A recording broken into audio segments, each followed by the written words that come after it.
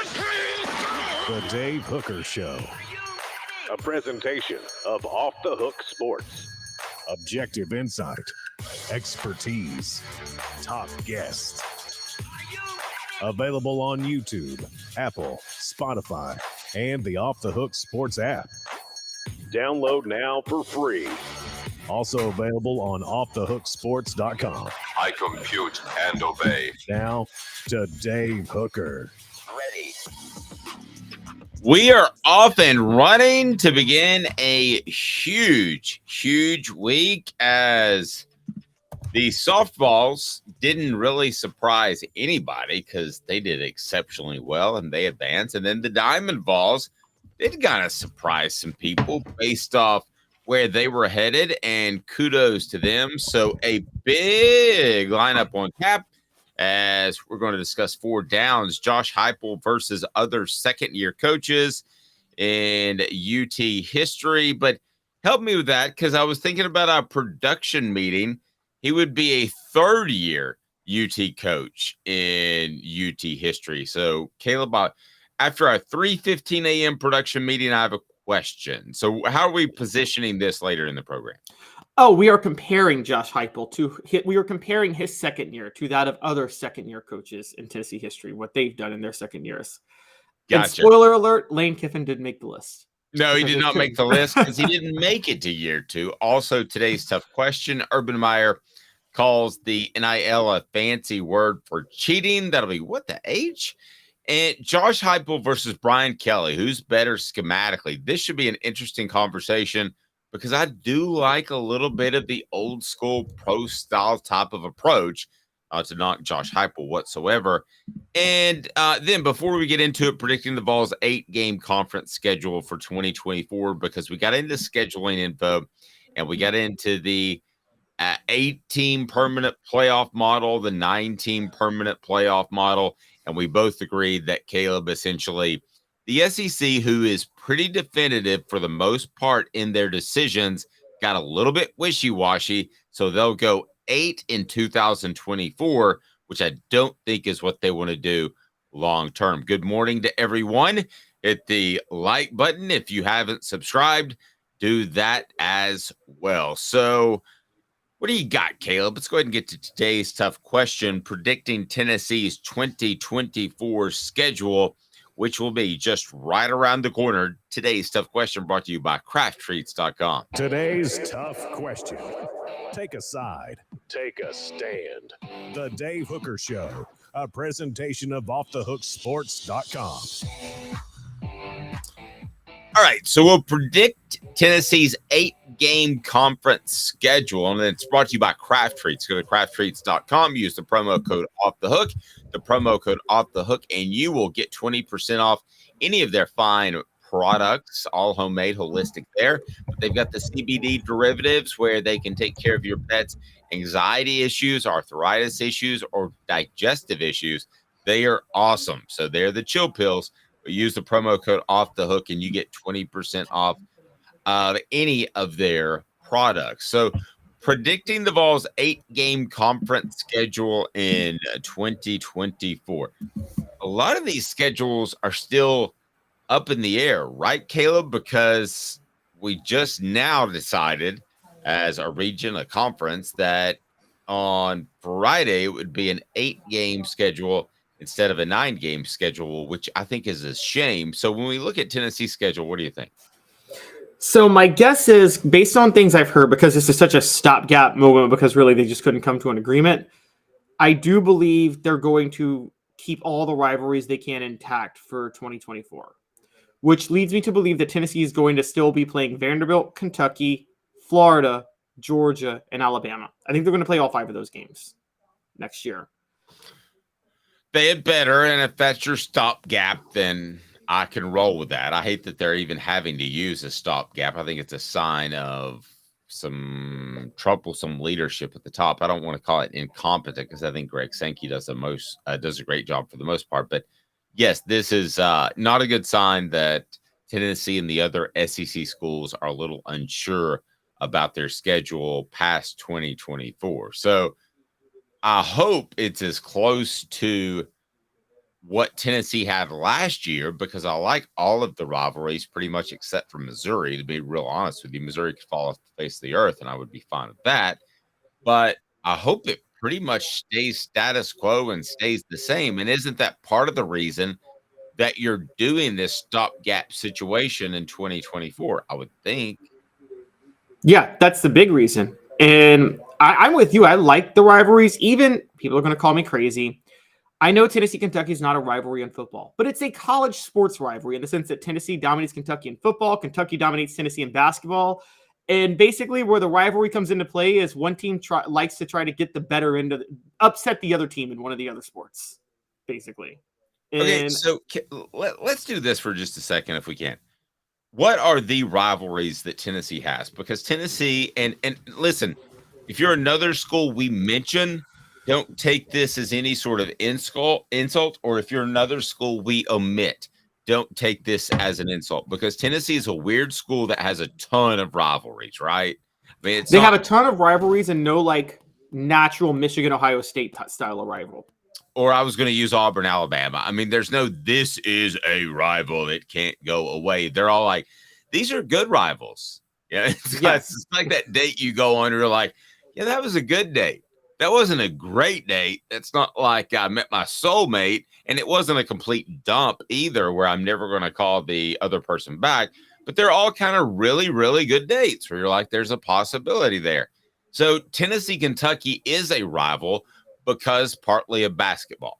Tennessee, last I checked, was number 2 overall in basketball wins in the SEC to Kentucky. That's been a couple of years old, so somebody could have surpassed that. But Tennessee was number 2. So that's kind of a combo guard rival thing. Vanderbilt, if you're over 70 years old, that's a huge rival, and it's in state. Georgia, to win the East, has become an incredible rival. Same thing for Florida, even more so because Florida had a guy named Steve Spurrier that had Tennessee ties. Alabama, we know Tennessee, Alabama. South Carolina, to me, is not a rival at all. But the ones that I mentioned, and tell me if I'm leaving somebody out, which would be Georgia, Florida, Kentucky, Vanderbilt, Alabama, all have a strong argument that they should be on Tennessee's schedule. Let me hear from the message board, and you tell me what you think. But those are the ones I would hate to lose. And then after that, you can just kind of rotate people in, whether it's the LSUs or the South Carolinas. Again, I'm talking in fantasy world. This is what I would want to happen, Caleb. This is not what I'm predicting will happen. Yeah, it's going to be even when it goes to 9 games, it's going to be a 3-6 model. So you're going to have to get rid of 2 of those rivalries. My guess is Tennessee's going to have to drop. They're going to have to drop Florida, Kentucky, and Georgia because by default, the SEC needs 3 teams for South Carolina to play permanently. And I think Tennessee is going to be one of those teams. And so it'll be Tennessee, it'll be South Carolina, Vanderbilt, Alabama. As for next year, I think they can keep all 5 of those games for next year at the very least. And honestly, next year, bring some old rivalries back. You got a little bit of flexibility with an 8-game schedule. So have Tennessee play Ole Miss and Auburn too next year. Well, I'm fine with that. But when we look to 2025, what are going to be the rivals? Are we going to be all back in this debating once again, or are we going to figure out what's best and then go with that this year? We're going to be all back in it in 2025. And it's going to be who will either it'll stick at 8 games, which is just going to be I don't know if they can stick at 8 games, or we're going to see them go to 9 games and there will be a 3-6 format. And at that point, it'll be who should Tennessee's 3 permanent opponents be. And it'll be a debate amongst those 5 or somebody else. I think the 2 most untouchable Tennessee games are Alabama and Vanderbilt. Say what you want about Vanderbilt. It's the 4th most played game in the SEC. No one's touching the Vanderbilt game. I don't care what people feel about it. They're not going to touch it. No, and I don't think Tennessee wants that to go away. Because, again, you and I have debated recruiting the mid-state area. I do think it's going to end up being good. I could be proven wrong, but I think within 2 or 3 years, you're going to see a bubble there, and you're going to see that be a good recruiting area. So if you're Danny White, what do you want the 3 games to be? Let's assume that it goes 9 games after 2024. Surely to goodness it will, right? Yeah, it would have to. I think if you're Danny White, you want Alabama, Vanderbilt, and this is where you throw tradition aside. I think you want Georgia because you talked about recruiting. You want to be able to go into Georgia every other year and play football. I just agree. for recruiting purposes. I agree. And I know we talked to Cooper and Jacob, but they're not the only ones. I talked to former players. They don't want the schedule to get easy just because it can and it could. I mean, you could say Kentucky, Vanderbilt, Alabama, and that's not going to be the three, but you could say those three, and that would be pretty easy and be a benefit to Tennessee. But the players that I talked to and the former players, they want to play the tough ones. You mentioned Georgia. I agree with you, but I don't want to agree with you. I take Georgia just slightly over Florida because, I grew up in the Florida series time. So Yeah. emotionally, I'd rather have Florida. But from the standpoint that you're talking about of recruiting, if you got to play a tough perennial program, and Georgia's better than Florida now, but you don't know what it's going to be like in 5 years. If you'd rather play a tough perennial program that's in the East, what remains of it, then it's got to be Georgia because you want the recruiting exposure there. Oh, I agree. And I never thought about that in the past. And it didn't hit me until you've talked to me about more than anybody about how much Tennessee relied on South Carolina to win the national title in 98. Well, what happened? South Carolina joined the SEC in 1992. And I'm pretty sure Tennessee playing South Carolina every other year in South Carolina helped them recruit that state pretty well. And I never thought about the concept that playing schools like that.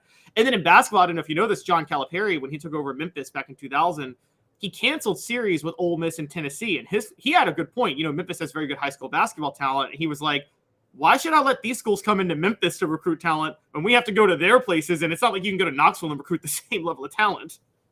And no, he was right. Nobody wanted to hear it, but he was exactly right. I wouldn't have played Tennessee if I were in Memphis. Yeah. Yeah, you don't want them coming in to recruit your players. Yeah, I mean, if I had the option, I wouldn't play Tennessee if I were Vanderbilt's head coach. In basketball? Yeah. Football. Yeah. No, if I had the option, I mean, you don't, but if you did, I mean, why? Because again, I think Nashville's a growing city. We can debate whether or not it's going to be a great recruiting city. It is great in basketball recruiting already. It's already a great basketball recruiting place. Right. So I don't want you dudes in there wearing your snazzy orange jerseys, running around the Memorial Coliseum and having players in the Nashville area think, I'd rather go there. They look a lot cooler than that gold and brown stuff that Vanderbilt uses. Yeah. I mean, what Calipari tried to do. Honestly, give me, no offense, Vanderbilt fan, but other than the degree, give me one reason to go to Vanderbilt. Anybody on the message board. I might give away a Hooker t-shirt or a Kraft Treats gift certificate. And it ain't like hookers are a good reason to go to Vanderbilt because Tennessee is a little bit not, they're never going to legalize that. So it's right. Now, everybody think about it. I guess the town is pretty cool. I guess. I don't Nashville know. Being in Nashville. I mean, being in Nashville is really cool. I do love Nashville. But yeah, but I haven't been to Nashville in so long. There's a matter of time that it's coming. It's either this year, next year, or it's within 5 years. Travis says Nashville is bleeping awesome. Yeah, but we're going to show up before long, and it's going to be like Atlanta from the 90s to the 2000s to me. Whoa, it got too big. It's going to be like downtown Gatlinburg from the 90s to now, and it's like, whoa, it got too crowded. It's funny. So one of my friends, a really good friend of mine, he's African-American, lives in Atlanta. He's like, I feel like Nashville's like white people's Atlanta. That's what he said. It's actually a pretty good comparison. Jacob Warren, what should people do with this channel? What's up, everybody? This is Jacob Warren asking you to like, subscribe, and share. Dave needs this. He certainly does. All right, let's move forward. Where that was today's tough question. We predicted the Vols' 8-game conference schedule in 2024. We forgot to use the element, so we might use it later. What the H? Talking Urban Meyer. Why does Urban Meyer make what the H and he's not even a coach? This is like the second time in a month. What the H? What the? What was he thinking? Release the hounds. The Dave Hooker Show. Keep cool. A presentation of offthehooksports.com. Urban Meyer, you silly, silly, silly man. He calls the NIL a fancy word for cheating. Nope. What you had was a fancy word for being immoral. You had 85 scholarship athletes that weren't getting paid, and they should have based off of their physical prowess, based off what they brought to the university. That, my friend, was cheating. It shows how sociopathic that Urban Meyer can be. Listen, we can debate NIL if it's good for college football, if it could end up being the end of college football. I get that. But the simple laws of our land in the United States of America, you bring something to the table, you're worth something. So no, NIL is not a fancy word for cheating. What they were doing before NIL was a fancy word for cheating. And I know a lot of people use the term slavery, and I think that's an unfair term because of the abuses of slavery. But a lot of people have used that in the past. I'm not going to go that far, but that was cheating, making someone go out and perform a job for free because you have the market cornered for somebody that wants to make it to the NFL and be a professional football player. That is cheating. And it went on for like 80 years. That's cheating. It's absolutely cheating. And I don't know where to go with this, to be defensive of NIL or to just wonder, to make the nerve of Urban Meyer of all people to take any morality stance in college football. The guy who had a wife beater on his staff and knew about it and didn't tell anybody. The guy who was letting his players at Florida steal laptops, kill people, threaten their girlfriends, and not suspending them. The guy who let one of his players try to blind a football player on the field and then say, I'll suspend him for a half of next game, but, whatever. I mean, this is the guy that did not care about it. And by the way, you texted me over the weekend. There's a 30 for 30, not a 30 for 30, a Netflix documentary coming on just how immoral Florida was. I saw that. That's bizarre. Yeah. They were infamous for cheating. And here comes Urban Meyer. He says the collectives are a fancy way of cheating because of the recruiting. One, let's talk about this. Urban Meyer won his national titles at Florida. He got a lot of help from Ron Zook's recruiting. Dave, you covered recruiting at the time. There was a lot of suspicion about Ron Zook, wasn't there, when he was recruiting at Florida? Yes. Exactly. So it's the nerve of Urban Meyer, who benefited from not the fancy way of cheating, but I believe the old-fashioned way of cheating. And on top of that, to benefit from his fancy way of cheating, which is to say, I will let my players abuse and harm anybody, and I don't care as long as they win me championships. He needs Brother, to I'm with you. sit down and shut up.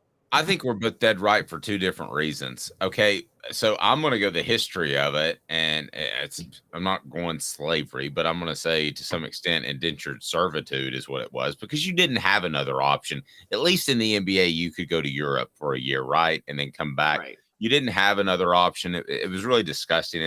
And listen, it ruined countless, and when I say countless, hundreds and hundreds and hundreds and hundreds and hundreds of players' ability to make money at football because they weren't great students. And I'm sorry, I'm going to stand up for those guys. That's a fact.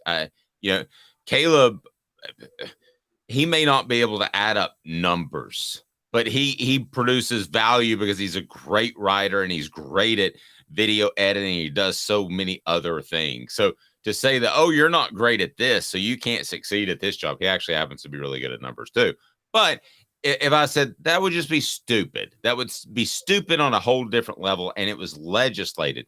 And the fact that Caleb went in another direction and is even more correct than I am, that you cannot go out and call out people that are unethical when you ran one of the most unethical programs in the history of modern day college football in terms of programs that matter.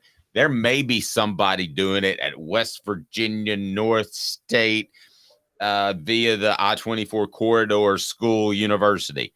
But as far as programs that matter, who's been any dirtier taking out moral things like Penn State and that sort of thing and Michigan State, okay?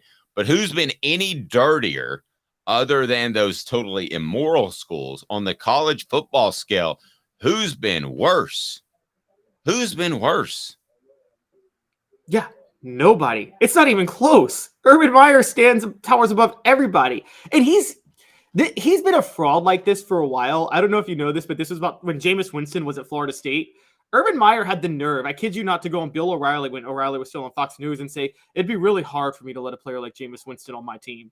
Really? Really, Urban? It'd be really hard for you to let a player like Jameis Winston on your team? I mean, he'd be stacking cash for him to be on his team.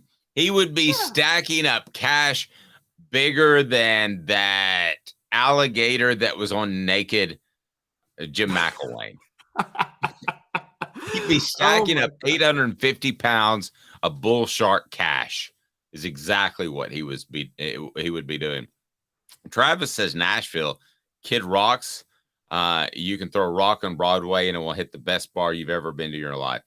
So I'm calling some people to have like a fan party, not necessarily for SEC Media Days, because no fans go to that because it's just a bunch of dudes talking to each other. But, you have the Virginia game. So I'm looking for a place to hold a little a party for Off the Hook Sports. So there would be no better place to do it than Kid Rock. I don't know how to get in touch with Kid Rock, but if anybody does, let me know. For the record, Foo Fighters, a couple of weeks for us. My wife has okayed the $170 price ticket, but I found 8th row tickets for Kid Rock in Nashville. They're about $500. She hasn't okayed that yet. Should she okay that, Caleb? No, because Kid Rock railed back in the day against artists who charge too much for their concerts, and look what he's doing now.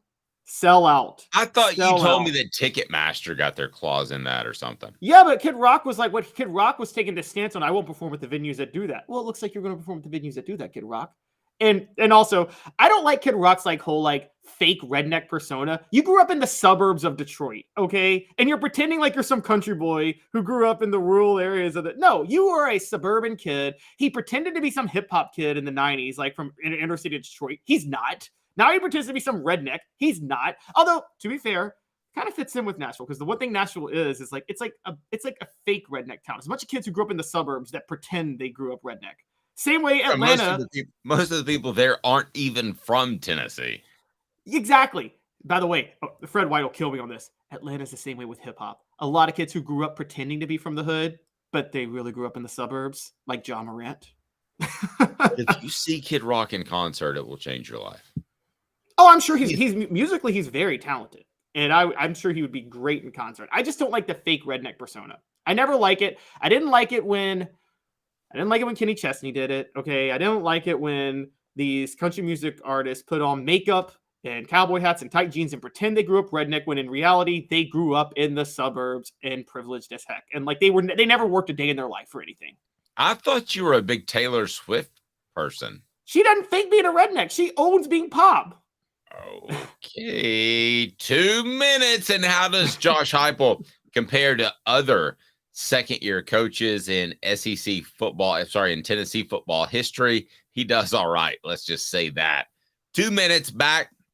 Josh Heupel's stance in history. I think you'll be pretty impressed when we look back at the former Tennessee coaches that have been in his shoes heading into year 2, because last year was year 2, and they won 11 games. Stay tuned. Off Thug Sports. And Craving Wings South North Shore location, where we've heard people say that you can get the best wings in East Tennessee. Pero ¿quién es este?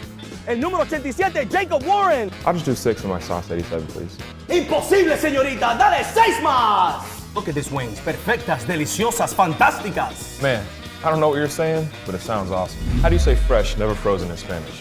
Frescas, nunca congeladas. Make your way to Craving Wings and get you 6 más.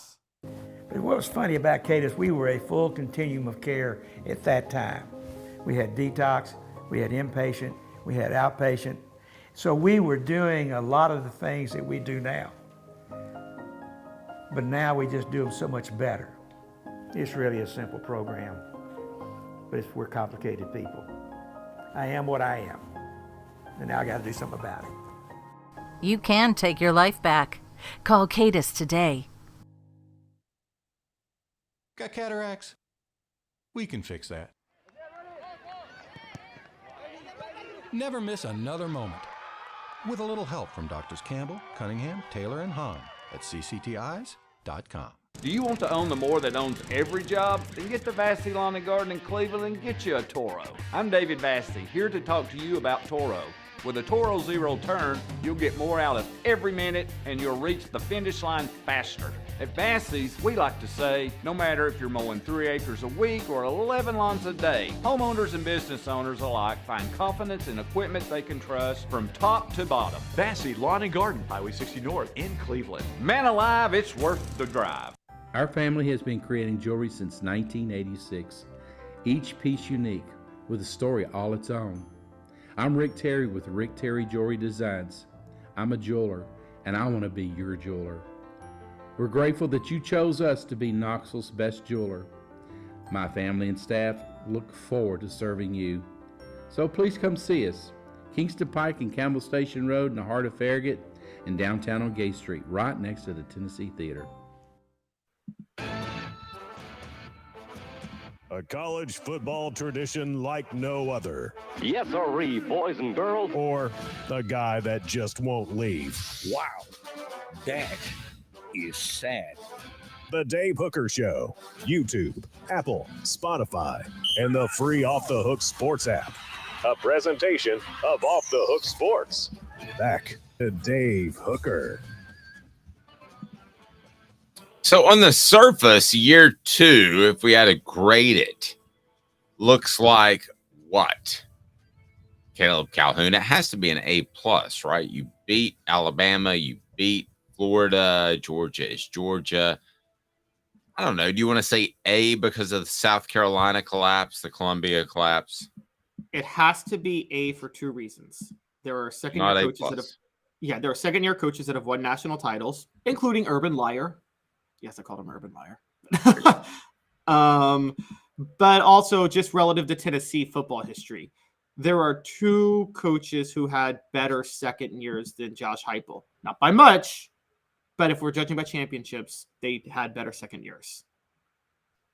Let's get into that right now, and it will be 4 Downs. 4 Downs is brought to you by Andy Mason of AndyMasonRealEstate.com. Andy Mason of realestate.com is absolutely phenomenal. I will tell you more about him, but first, it is 4 Downs, and it's brought to you by AndyMasonRealEstate.com. Taking a look at Josh Heupel and where he ranks among Tennessee and SEC coaches that have completed their second year. Should be pretty good. 4 Downs. 4 questions. 4 answers. The Dave Hooker Show. 4 Downs. A presentation of OffTheHookSports.com. Okay, I want to start with first down. Pruitt Butch Dooley. And it's brought to you by Andy Mason, AndyMasonRealEstate.com. Go there, save thousands or tens of thousands of dollars, over 40 years of experience in Andy's office. And Andy Mason of AndyMasonRealEstate.com is phenomenal because best service, best prices in the biz. So first down, Pruitt Butch Dooley. How does Heupel's second year compare to those collection of bozos? Better than all of them. The closest is Jeremy Pruitt, who went 8-5 his second year. Even after that, Georgia State and BYU losses to open up the season. But so if I made you pick between the 3, strictly based off of their second season, of those 3, had they stayed at Tennessee, which they weren't going to, which do you think had the most impressive second season? Because with Pruitt, you have to factor in, too, that he did win 8 games, but I think we've learned now, hindsight 2020, he brought in some talent. He brought in talent, and also that was probably the easiest schedule Tennessee ever played. If you go back and look at that game, the SEC East was really, really down at that time. Not that it's much better now, but it was bad. And Pruitt lost to BYU and Georgia State to open up the year that year. And so I would probably say of the 3, the most impressive, it was probably Butch Jones. Butch Jones went 7-6, but Tennessee played a brutal schedule that year. They lost Justin Worley for the season. They had to replace their entire offensive line because Derek Dooley hadn't win a whole recruiting class without an offensive line in 2012. And I give Butch a break. He was dealt a really bad hand in that 2014 season. All right, so Butch, compared to those three guys, gets a Hey now. and they get a You suck. second down. Heupel was way better than all of them, to be fair, but yes. Yes. Second down, Philip Fulmer. Where does he rank? So here's my question to you.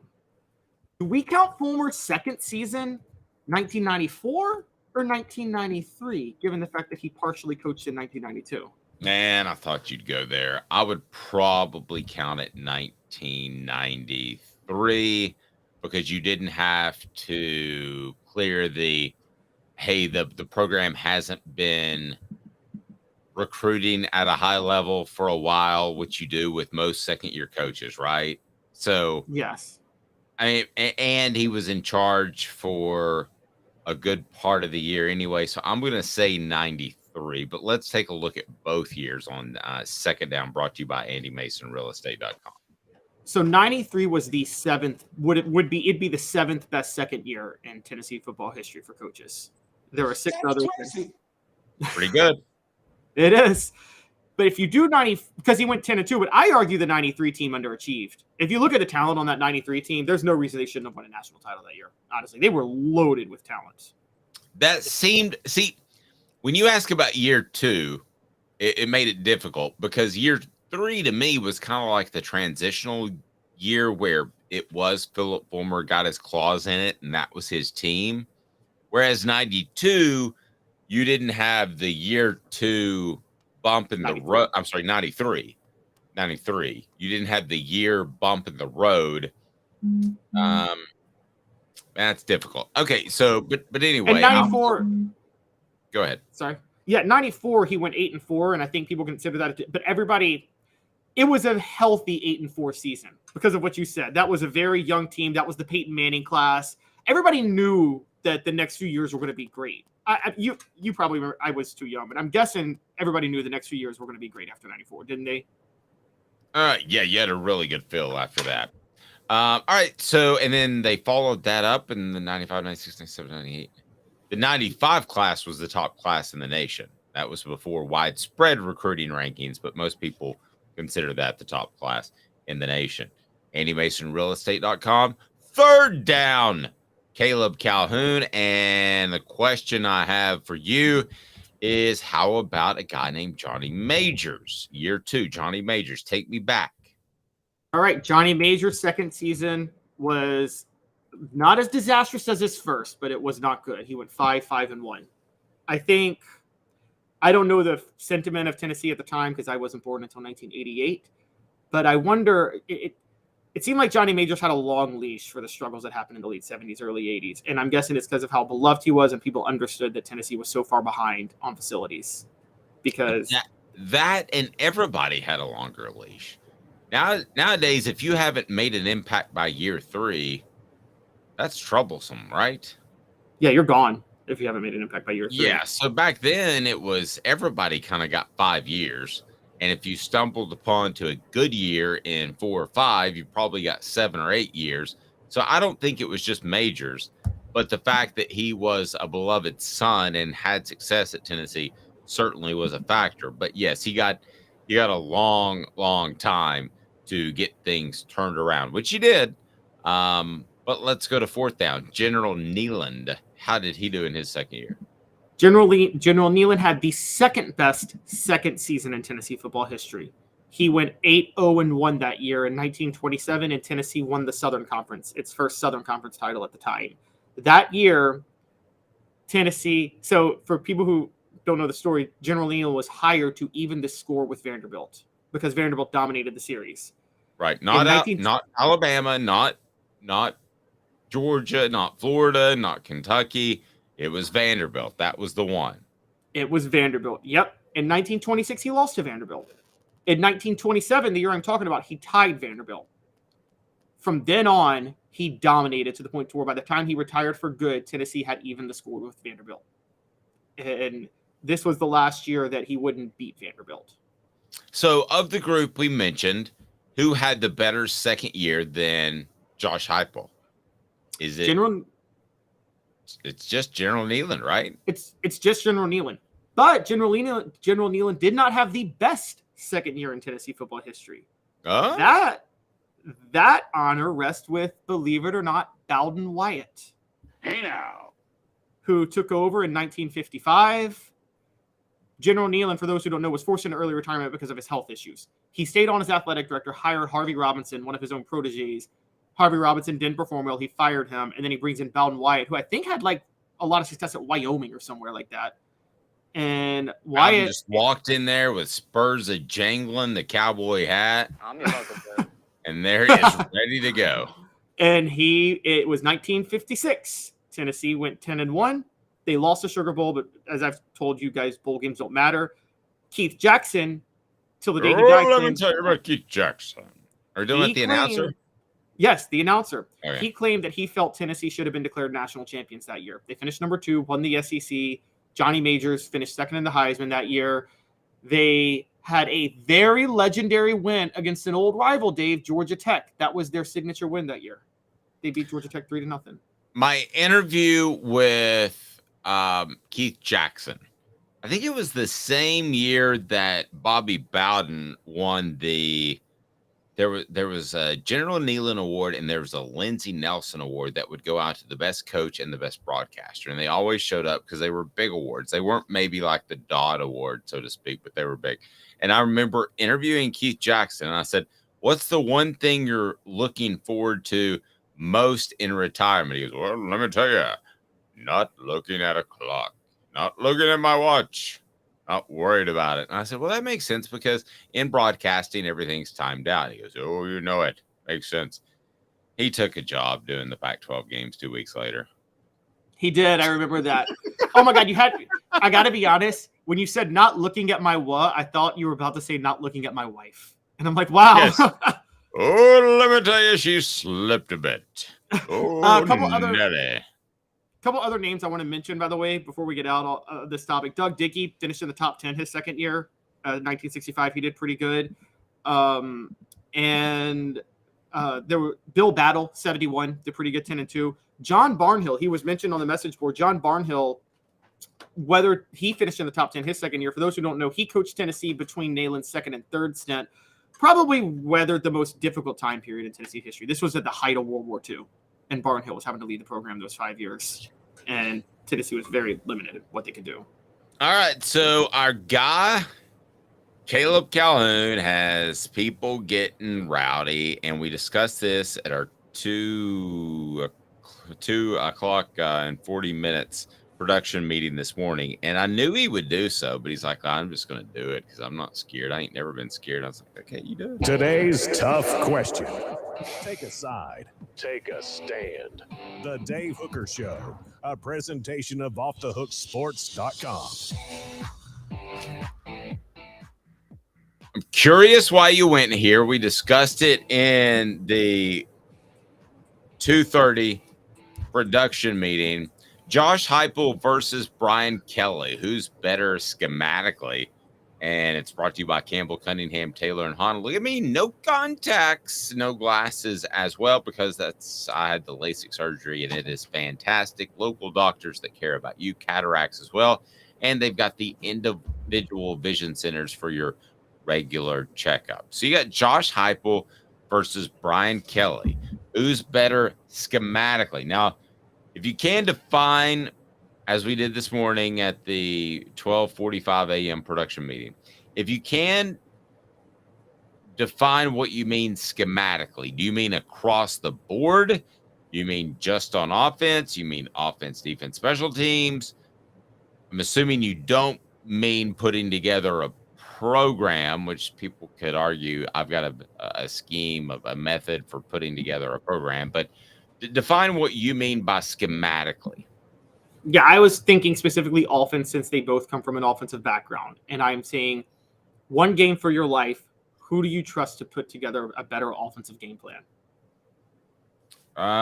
One game for your life. So I'm entering the SEC championship game, and I've got Brian Kelly of LSU versus Tennessee. I'm not taking Josh Heupel because of what he would do that week, but I think overall his scheme is significantly better. So I would take him not based off game planning, which makes it sound like that. And I'm not knocking him on game planning either. I thought he had a great game plan versus Clemson that took advantage of what Joe Milton III did the best. I'm taking Josh Heupel because the overall scheme. So in other words, 2 supermodels scheduled to attend an event. If one's dress isn't quite as nice as the other, if Brian Kelly outdoes it on dresses, then fine, he gets that. But as a whole, it's Cindy Crawford versus Caleb Giroux. Caleb Drew will love this. He's from Louisiana. So I guess where you're going, you've educated me on this. What you're saying is Josh Heupel, and this is what makes him similar to Spurrier, because you felt Spurrier had the better scheme in the 90s, but you're not sure he would have been the best game planning week to week. That is exactly correct. Yeah, I think Josh Heupel is Steve Spurrier redone without the smart aleck tongue. I hate making comparisons that are so cut and dry like that because everybody's different, but I think he is that guy. So I have to say I agree with you. I think, but I'm going to take a caveat. I think it depends. Josh Heupel's scheme, if they're both coaching NFL teams, I'd take Brian Kelly yesterday, today, tomorrow to run the NFL team over Josh Heupel every day of the week. I wouldn't even think about it. I think his offense translates better. I would too, but why? Just because it's more fundamentally ground based? Yeah, it's got more pro style elements. Okay, before you go too far down that road, let me play devil's advocate, even though I agree with you. Tennessee runs the football, right? We all know that by now. Okay, so are you oversimplifying just a little bit? Again, I agree with you. I'm playing devil's advocate. But are you oversimplifying just a little bit to say that Brian Kelly's offense is more fundamentally based than Josh Heupel's? Because Josh Heupel's offense does run the football. I think it's the blocking schemes from the offensive line. So this is actually something I give Butch Jones credit for, and I think he got this from Brian Kelly, which is that Brian Kelly runs spread elements, but if you watch his offensive linemen, they're taught to block the way you block it would block in a pro-style offense. Heupel's offense, yes, he runs the football, but the blocking schemes are very much a spread offense blocking scheme, which is basically take a position, force your defender to that position, not maintain a block. You get what I'm saying? Like Heupel doesn't coach his players. And maybe Cooper Mays will kill us for saying this, but I don't think they're coached to maintain blocks in Heupel's system. No, it's a leverage thing. Cooper has said that before, and that's why he feels like he's better off going against bigger guys than lighter, quicker guys. He'll tell you that Pitt was more challenging than Alabama, for instance, because it is a leverage game. He's very rarely blocking somebody by himself. No, I think there's something to that. I don't go that far down that road because then you get into Butch Jones territory, and they didn't have a hand on the ground. When I saw that, I was like, that was every bit as big of a red flag as Dave Clawson flipping offensive lines. And when I saw that, I mean, seriously, when I saw that Butch Jones didn't even have a guy in goal line with his hand on the ground, I was like, this is trouble. They don't even know how to put their hand on the ground in a 3-point stance. I mean, nobody's asking for a 4-point stance, but for the love of goodness, you're on the 2 and you're standing on 2 feet. So this is nowhere like that, but it is at the very least keeping defenses honest and a little bit more. So to me, it is every bit as fundamentally sound in the college game as anything that Brian Kelly does. I would absolutely take it. And I hate the fact that people say gimmicky and people on the message board think that's a bad thing. Listen, because of the loosey-goosey offensive rules in college, gimmicky should be a compliment. Can we just officially try to change that word from a negative connotation to a positive connotation? I'll take a little gimmicky. Look at what Mike Leach, rest his soul, was able to do, how Mummy was able to do at smaller schools. Yet, that is not Josh Heupel's offense. It may have a twinge of gimmicky, but it's still fundamentally based. That's what it is. And that's why I think Tennessee fans get rubbed the wrong way on the gimmick line, the G word. But the simple fact is, it is a little gimmicky, but most offenses are, even if we want to go back to the wing T, but it's fundamentally sound. So I think Tennessee's got a great thing going. Offenses are gimmicky until everybody does it, and then they're standard. The single wing that Neyland adopted in 1926 was gimmicky. In 1956, it was outdated, and Tennessee was staying committed to it. And they were like, the T formation is just too fashionable, and it's going to go away. And then Tennessee adopted it with Doug Dickey, even though the T formation was the original formation before the single wing. So you're right. I'd like to quote. Have y'all ever seen the documentary on Elizabeth Holmes, the Theranos woman who created like fake blood work for people and went to prison over it? No, have not seen anything about her. It's a great documentary. She is a fraud and she belongs in prison, but she had a great quote one time, even though she belongs in prison, which is that first they think you're crazy, then they fight you, then you change the world. That's how offenses work in football. First they think you're crazy, then they fight it, and then everybody's running your offense. No, I completely agree. When I watch Brian Kelly's offense, pro style is too strong of a word, but I see an offense that is more pro style based, but has little tweaks in it to make it more adept at the college game. Whereas when I look at Josh Heupel's offense, I see a college offense with some pro style approaches, which is have the ability to run the football. I think they're on not completely opposite ends of the spectrum, but opposite ends of the spectrum in terms of the way they approach the offensive game. Yes, when we see Josh Heupel, we see a scheme. We see, okay, I don't like to use him because you're right, he never adapted, but we see a Mike Leach. Josh Heupel will adapt, so it's not like he's like Mike Leach, but we see it's more scheme-based. You're right. When you see Brian Kelly, you see it's year-to-year, game-to-game based. He adapts his offense to his personnel, and he knows how to. I guess one of the good comparisons would actually be David Cutcliffe, who I thought was a master at adapting his offense based on the personnel he had year to year. And he ran a standard pro style. Brian Kelly is more creative than Cutcliffe, but just that principle that they adapt their offenses, because Cutcliffe went, I will never forget when he just brought up the no huddle in 2007 out of the blue. He had never run it his whole career, but he was like, I got a senior quarterback and a great offensive line that's veteran. I'm going to run the no huddle. And it worked. Mr. Jones says innovative sounds better. It does. And those two words, gimmicky and innovative, are probably closer together in definition than you might think. Gimmicky to me is what the Ravens ran the first 2 years in Lamar Jackson. Now, Lamar Jackson can throw now, and that was the idea that they were going to develop him into a thrower. So it sounds like an insult now. But Mike Vick at Va Tech, those were gimmicky. Those were taking advantage of very elite running quarterbacks. I don't think that Tennessee is trying to make a 12th man essentially on the field, which is what you're doing. And when you run a guy around a lot at quarterback, you're trying to create, he's not only a quarterback, but he's a potential running back. That's what you're trying to do, is create a 12th man versus the 11 on defense. But I think those two are examples of gimmicky, and you can probably come up with others, Caleb, that was Mike Vick gimmicky because he was special? Yeah, I mean, you'd be stupid not to do something gimmicky with him. Was Lamar Jackson a good enough thrower to not be gimmicky very early in his career? No. So they did that with him to some extent with Jalen Hurts. Now, I think it both developed as throwers, so I'm not painting this broad brush, Caleb, but those to me are gimmicky. See, I didn't think Mike Vick was gimmicky at Virginia Tech, though.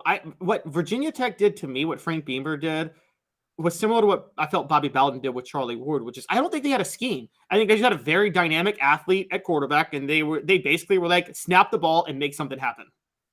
Yeah, but see that? No, I agree. And Randall Cunningham in the early 90s with the Eagles was the same way. The defense is going to make plays, go out there and scramble around and make something happen 5 times, and Eagles win the game, right? That to me is gimmicky, because when you lose the Vic, you lose even college or pro, and you lose Randall Cunningham, your offense completely stops. If Tennessee this year loses Joe Milton III, Nico's going to step in, and the offense isn't going to completely stop. Maybe just you and I workshopping this thing have defined what's gimmicky and what's not. That's true. What's innovative versus gimmicky? That's a fair point. So, but then I'm like, okay, Gus Malzahn was innovative. But if Auburn loses Cam Newton in 2010, the offense still stops. You're not going to Yeah. replace Cam Newton. Yeah, that is just a special sort of player. That almost goes into a different category. Almost like Mike Vick in Atlanta. I mean, that almost went, and I saw him play firsthand. I was like, this guy's done stuff that I've just never seen personally. I don't like him as a person. By the way, they have a down the road at the Dave and Buster's, they have a place where you can bid on a Mike Vick helmet. And I just, I filled it out as emailed Dave at aspaca.com. So I went down that road of yes, I had not forgot that he abused animals. Is it too soon, too long?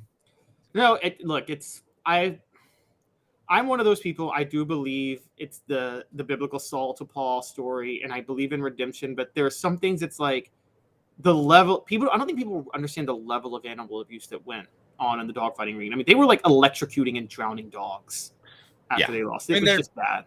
There's a specific player that we've chosen not to work with because of things I know about his background, a former Tennessee player. So it's not just where I am. I mean, there's certain things that I can't get beyond. But yeah, I think if you have a Vic or you have a Cam Newton, you take advantage of them. And then when they're gone, you're not going to be able to take advantage of them anymore.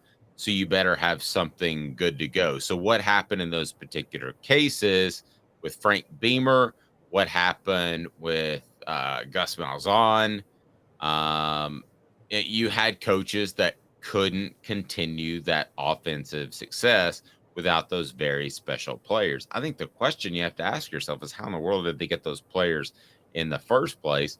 And I would say kudos to both of them for adapting an offense to do things that were special.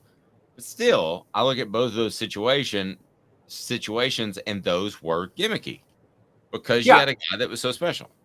Which is where that was different from, for instance, Tom Osborne. Tommy Frazier was the best quarterback to run that offense. But guess what? When Tommy Frazier graduated, Scott Frost came in and he won another national title. He was just darn fine, wasn't he? Yep, he was. Just fine. And John Chambers could not figure out how to stop him on green. So yeah, and I don't think Tennessee will be gimmicky if you factor in that they will have a quarterback ready to play. Gimmicky to me is just relying completely on one guy's ability. Or would you call the triple option back in the day like Georgia Tech ran and drove people crazy in the 90s and 2000s? Is that gimmicky? To me, that was gimmicky only in the sense of, again, here's where the line comes into play. And this may be where Heupel's different from Mike Leach. It's gimmicky if you don't adjust. And the Georgia Tech triple option, Paul Johnson took advantage of the fact that nobody in the ACC was running the triple option. So it's hard to prepare for them that 1 week. I'll give you an example. We'll go to basketball. No one likes to hear this. Bruce Pearl's success at Tennessee was because of a gimmicky system he ran when he first took over. Like, do you know how pressing for 40 minutes in college basketball, that nobody in the SEC was prepared for that. And it was fun to watch. Yeah, but Arkansas did the same thing. So is that was gimmicky or is that aggressive? That was gimmicky. What Nolan Richardson did was gimmicky. And he was a great coach. That doesn't mean he's not a good coach, but it was gimmicky. Bruce Pearl, remember, when Bruce Pearl's own recruits came in, he didn't have the same level of success that he had with Buzz Peterson's recruits. Not because Buzz Peterson's recruits were better, but I think the SEC kind of caught up a little bit with what he was doing, which was just like the SEC caught up with Steve Spurrier, by the way, in the late 90s. He won one SEC title his last 6 years after winning 5 in his first 6 years. And I think that's what happened with Pearl. Pearl's still a great coach, succeeding at Auburn. He's innovative as well as gimmicky because he adjusts to he's able to adjust with this system, but his commitment is still to flex offense and press and score in transition. And that's what he lives and dies by. He swears by it. Yep, absolutely. How about those Diamond Vols? They were supposed to go to Clemson and just get knocked out of the tournament, right? Wasn't that how things were supposed to go? Clemson hadn't lost since, I think, April the 28th at one point. They had players that could play, and it was a tough draw. And what did Tennessee do, Caleb? We'll discuss that after this with Zach Hare. He's our He has officially become our baseball analyst, so we're looking forward to that. And he's with Sports Treasures, so we'll tell you the latest there. We're excited about some things that we're going to be able to do with Sports Treasures working forward. So he's Caleb Calhoun. I'm Dave Hooker. 2 minutes, and those Diamond Vols ain't dead yet, and they're not rounding second, giving everybody the single finger salute either, which is good. 2 minutes off the Hook Sports. Sun, sand, and salt water, the beach is a very relaxing place. Unless you wear contacts. Ow! Open your eyes to the best the beach has to offer with LASIK vision correction from Campbell Cunningham Laser Center. Ah. Hi, Mike Davis here with City Heating and Air, reminding you to always dare to compare. Our team provides quality local heating and air service, installation, and maintenance across East Tennessee. We use only the best equipment like American Standard heating and air conditioning for your residential, new construction, or commercial needs. Honesty, dependability, and customer satisfaction have been the cornerstones of our business since 1961. City Heat and Air. Dare to compare.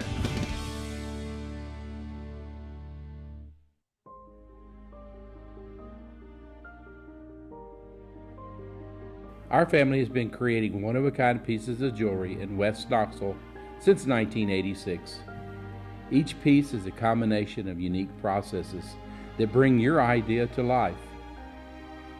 Every day in our shop, a truly special item with a story all its own is being manufactured in our facility, bringing the history and family sentiment into a whole new generation of life. We are grateful that you chose us to be Knoxville's best jeweler, a title that we value and respect. Because to me, being a jeweler and owning a jewelry store are not the same thing. I'm Rick Terry. I'm a jeweler, and we want to be your jeweler. Kingston Pike and Campbell Station Road in the heart of Farragut, and downtown on Gay Street right next to the Tennessee Theater. When you want a hard cider that's easy to enjoy, one that's crafted to perfection, you need Tennessee Cider Company. Some say it's the signature cider of the South. Others say it's the cure to your craving. They all say you'll savor every sip. With a selection of ciders free to sample, all it takes is one taste. Visit tncidercompany.com for more information, as well as to shop our ciders and merchandise online. Thirsty yet? Doors open at 10 a.m. Welcome back to Zach here to join us very shortly as we get to the Diamond. It's all on offthehooksports.com. Who's this guy? Hello, who is it? The Dave Hooker Show, Who? a presentation of Off the Hook Sports, What? YouTube, Apple, Spotify, and the free Off the Hook Sports app. Back to Dave Hooker. Rebecca on the message board. Gimmick. The definition is trick or device intended to attract attention, publicity, or business. Innovation. Introducing new ideas, original and creative in thinking. So if you want to talk Josh Heupel's offense, some people like to say gimmicky. I would say innovative. Zach Hare joins us now with Sports Treasures. Excited to start working with him very soon. And we had Zach on last week, and it was obvious he knew the Diamond Vols and he knew the SoftVols as well. So we wanted to hit him up again this week, regardless of what happened over the weekend. But Zach, as it turns out, things worked out pretty well. How are you, buddy? I'm doing well. How about you guys? We're doing well. Tell us what's going on at Sports Treasures before we look at the Vols and SoftVols, the Diamond Vols, all the Vols, and what they might be able to do headed into June.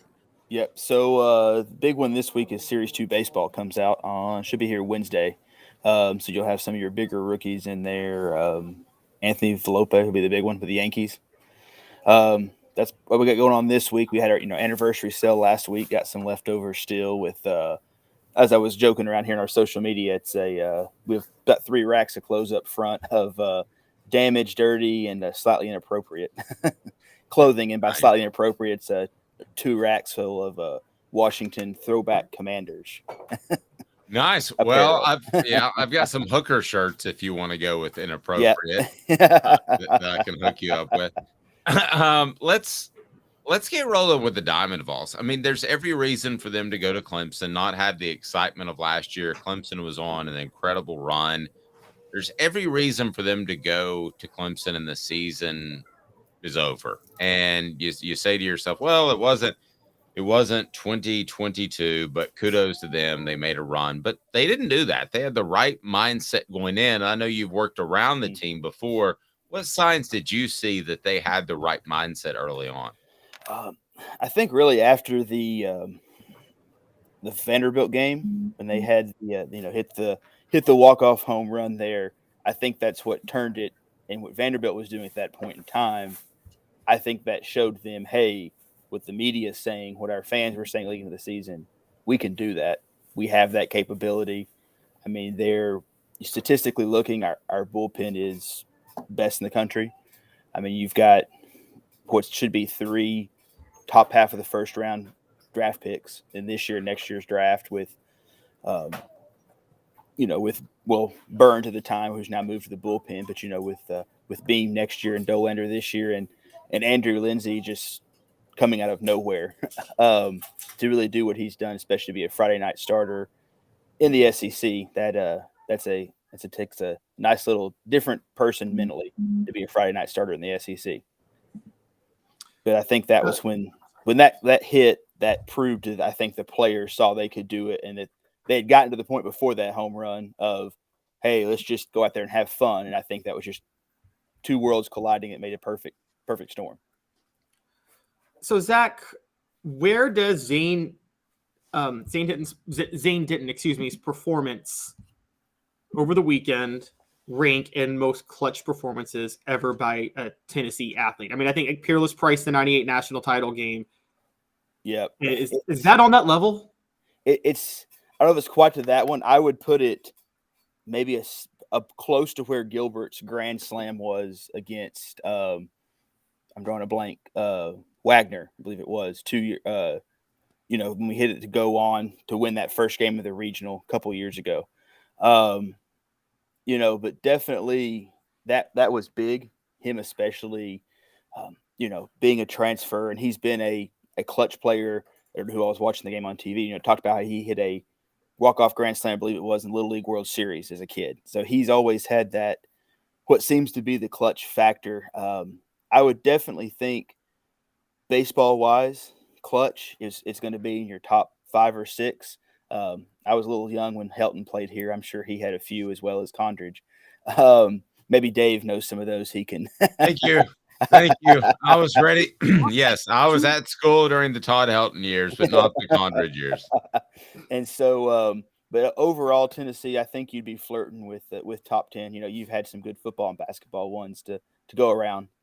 But that was definitely I was out mowing, listening to the game, came in to watch the 9th inning, and I had to apologize for my wife and vacuum up the grass that had fallen off of me after that home run afterwards. Yeah, and John Wilkerson, always a great guy to listen to, another fantastic call over the weekend. So this team had so much pub around it last year, some good, some bad.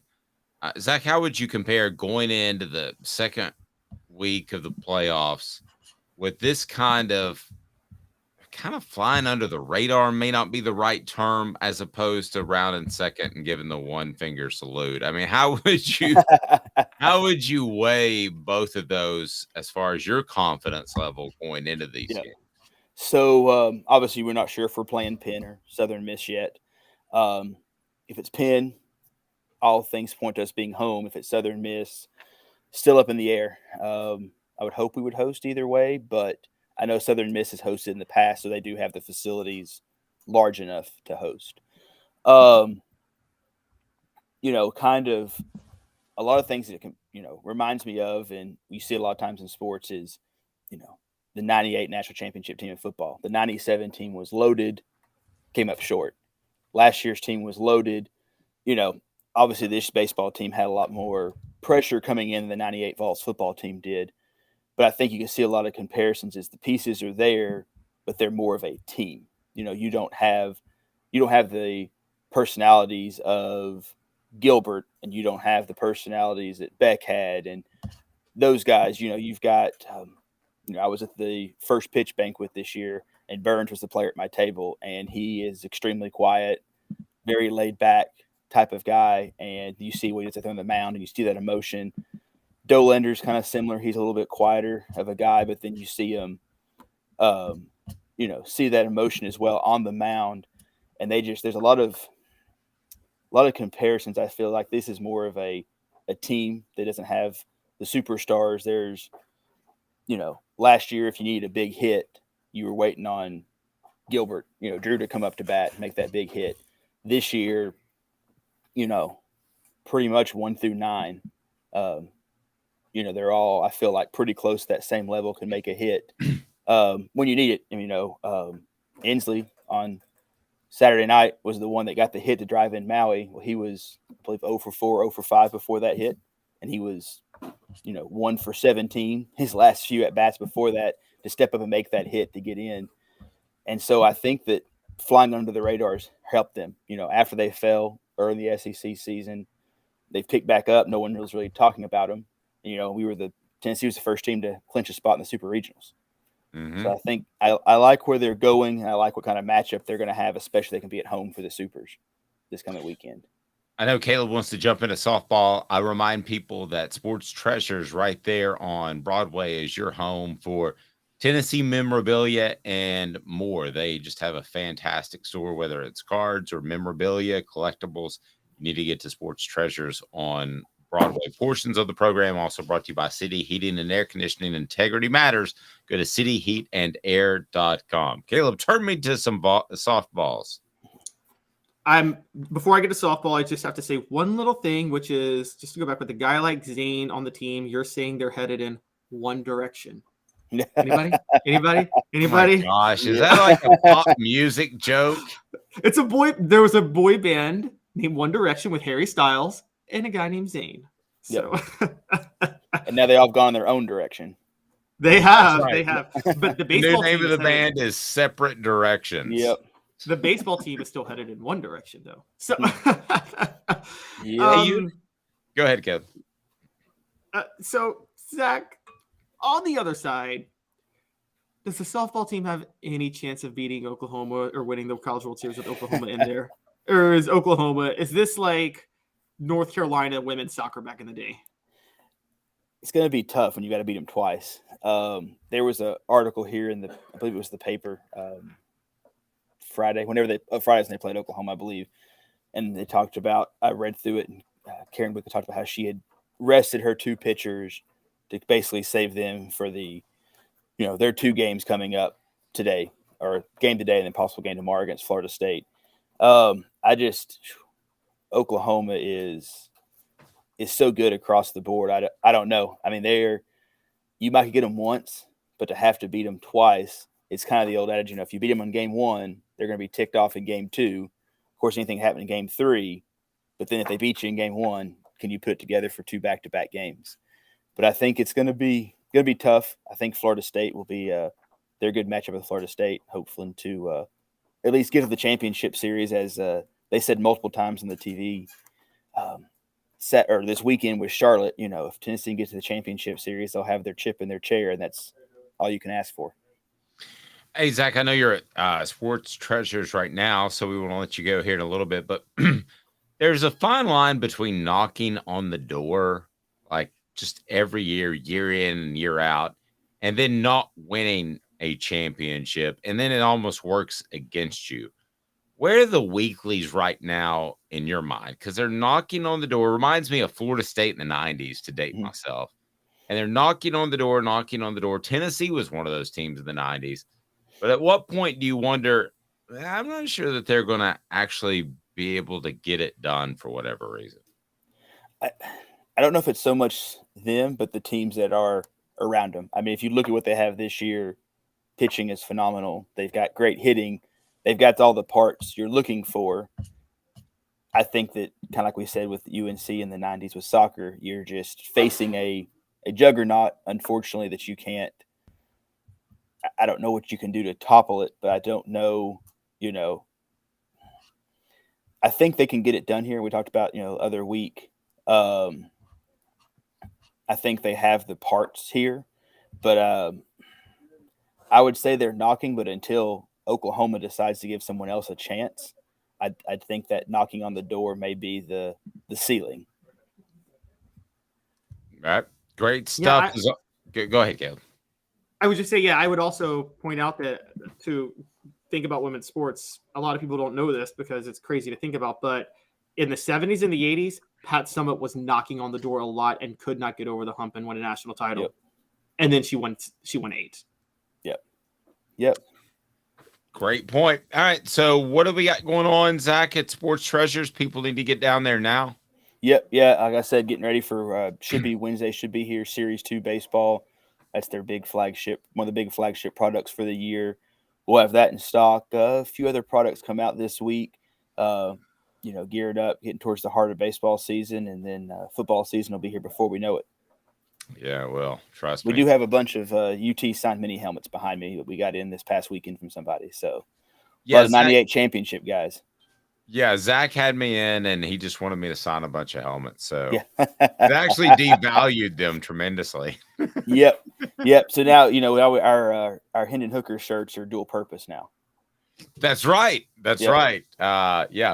Dual hookers, whatever that means. Yeah. All right, Zach, have a blessed day, man. We appreciate you. Look forward to working with you. Sounds good. Thanks, guys. Talk to y'all later. Zach Harris, Sports Treasures. Portions of the program brought to you by Bassey Lawn and Garden. Man alive, it's worth the drive. Industrial commercial mowers, whether you're in Nashville, Knoxville, or Chattanooga, get to Cleveland, Tennessee for Bassey Lawn and Garden. Toro, count on it. So I'm going to give you one more chance to vote. Who goes further and or wins a championship, men or women, on the Diamond? I'm going men because of what Zach talked about. Oklahoma is, they're